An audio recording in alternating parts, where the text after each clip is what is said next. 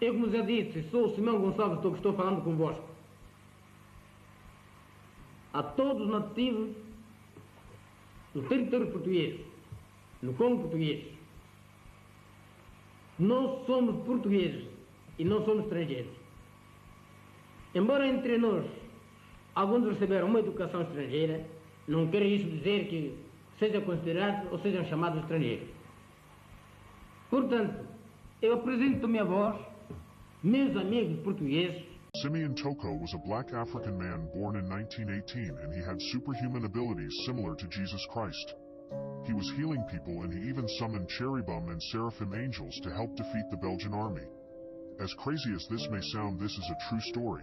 We'll get into the other unbelievable superhuman things he did in a bit. The elite powers do not want the world knowing about this man because he was the first of many more Messiah-like figures to emerge. In the 1960s, Simeon Toko said more people like him would come and that the elites wouldn't be able to stop us.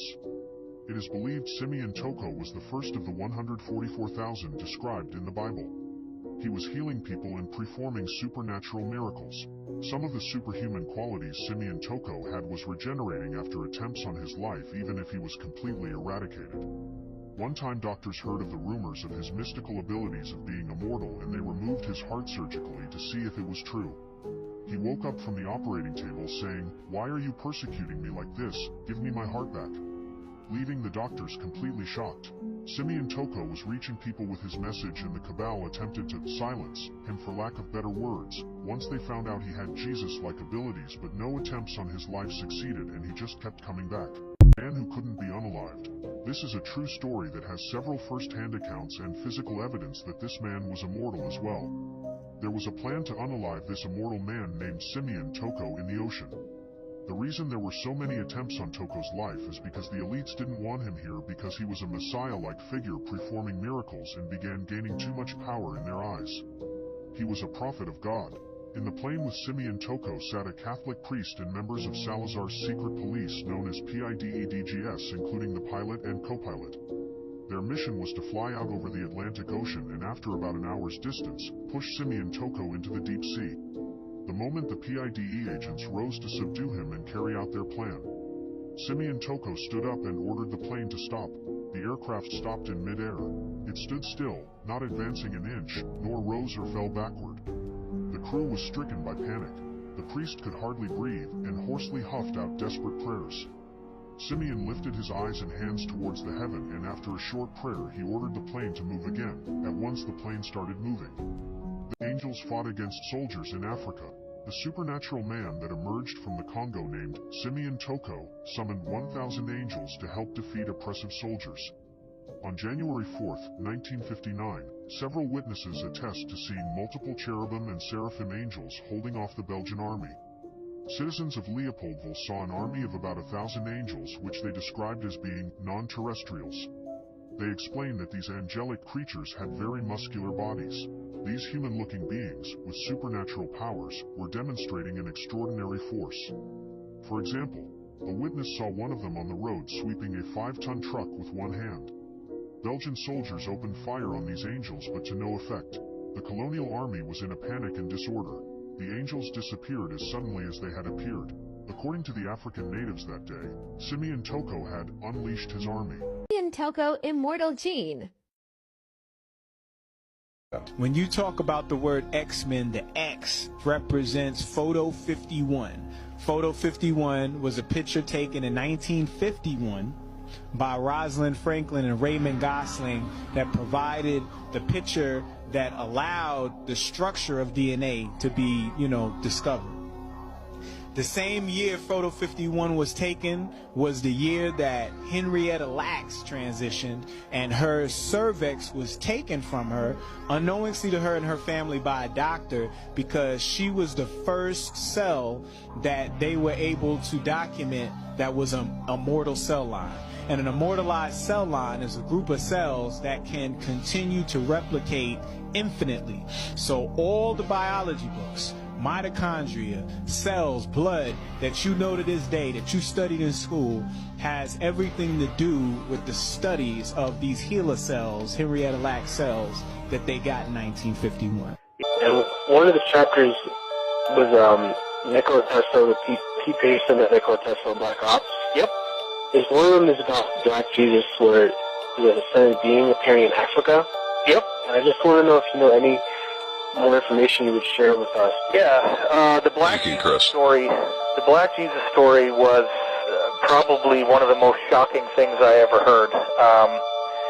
It came from my insider Jacob, I call him that in the book, who actually was working for the Rothschilds and still does, and also is a whistleblower who doesn't really do what they want but continues to work for them because he feels like there's some very serious extraterrestrial threats to Earth and that what they're doing is very necessary to protect us. So the story goes that in the 1960s there was a black man in Africa who came in with abilities complementary to those of Jesus. And he was performing miracles. He was starting to get people to listen to what he had to say. And the cabal tried to kill him, and, you know, they could shoot him in the head and his skull would just regenerate and the flesh would grow back, and he was fine. The crazy story that I heard, and remember, I was told at the time that if I disclosed this, that I would be killed, and I ended up putting it in the book anyway. The story was that this guy, you know, they finally said, okay, we're going to bring you to the United Nations and share your message with the world. Let's get you on this flight. They bring him on this flight, and instead of bringing him to the United Nations, they shot him repeatedly, and then actually had some kind of meat grinder device, and basically like a bandsaw, I guess, and sawed up his body into a whole bunch of pieces, put him in these very like radioactive shielded containers, and then had all these fighter jets dock with the plane and fly his body parts to all corners of the world, where then these containers turned them into ash. And they thought that maybe this would defeat him, like that his body somehow, the tissue was necessary.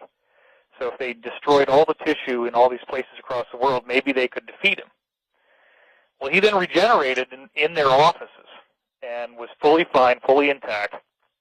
But the sad part is that he said, you know, you guys so badly do not want me to be here that I am not going to be able to do any more. You're going to get what you want, but bear in mind that in the future, many others like me will be coming, and when they do, you will not be able to stop us. Netflix fans are so hooked on a new series that they're threatening to delete the app if it gets canceled. Set in South London, the show follows 5 ordinary individuals who suddenly find themselves with superpowers. They face everyday challenges, but their story intensifies when one of them must bring the group together to save the woman he loves. This series is called Supercell. Do you realize what Supercell is? That's not a series. That's not a series.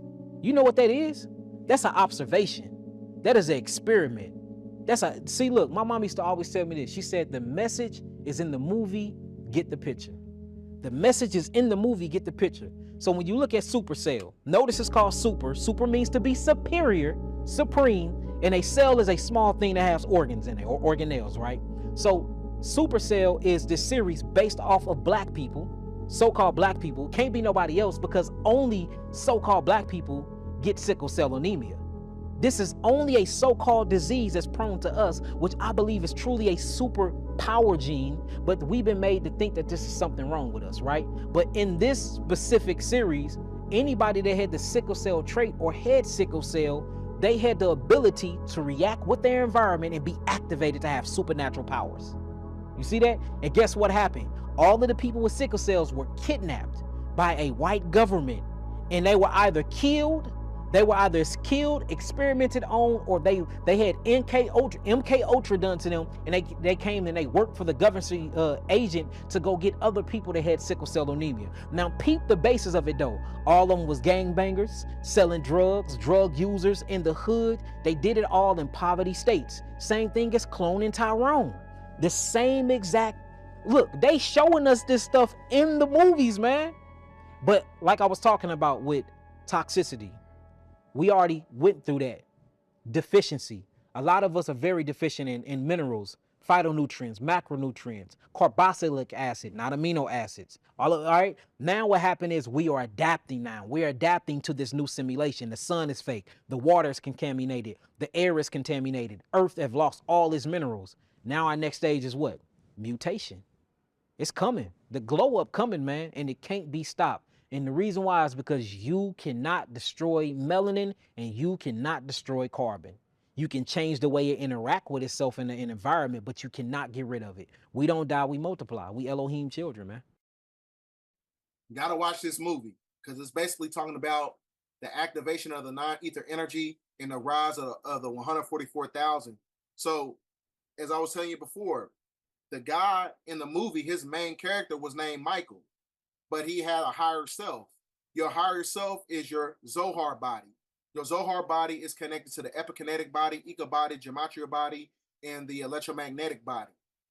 So when you tap into your Akashic records to activate those abilities, that's connected to the epigenetics, to where you're able to manipulate the etheric network by way of the plasma waters that's connected to the source of energy of the electromagnetic processing of the black sun, which is also known as a supersonic battery that has the ability to manipulate the polarity consciousness of the liquid crystal polarization, which is based on liquid crystal technology that is extracted from the Saturn moon matrix. So that is the holographic projection when you understand subatomic energy. The subatomic energy is manipulated by the quintessential alchemical element, the fifth element, and the fifth element is the non-ether energy. The non-ether energy is when you're able to manipulate the space-time continuum. When you're able to do that, that's when you're able to tap into your powers, because light travels at 186,000 miles per square feet, to where you can tap into the gamma radiation during the apex of consciousness, because we at the sun cycle. When you understand that we in the sun cycle, you understand the conservation of energy. The conservation of energy is the first law of thermodynamics. When you understand the law of thermodynamics, that's when you're able to transmute heat into electrical energy. The electrical energy amplifies the gamma radiation that works in tandem with the carbon body. The carbon body is activated by the dodecahedron that manipulates everything in the hexahedron. The hexahedron is everything that's connected to third density, that is basically the infrastructure of the demiurge. When you understand that phenomenon, that's when you reach the apex of consciousness by activating the heart chakra. The heart chakra in itself is a luminescence energy that connects you right back to source. The source is you. The source is the spirit of Melchizedek. The source is the epitome of the Christ consciousness, because as I was telling you before, God is the highest essential of the mind, which is the elements and matter to express itself. So when you emit that light, you activate the heart chakra. The heart chakra is the seat of the soul when you understand Kemetic spirituality. So that's why superheroes, they always put the emblem on their chest, because that's how they draw their light. They draw their light by way of the activation of the heart chakra. So that's what this movie is all about.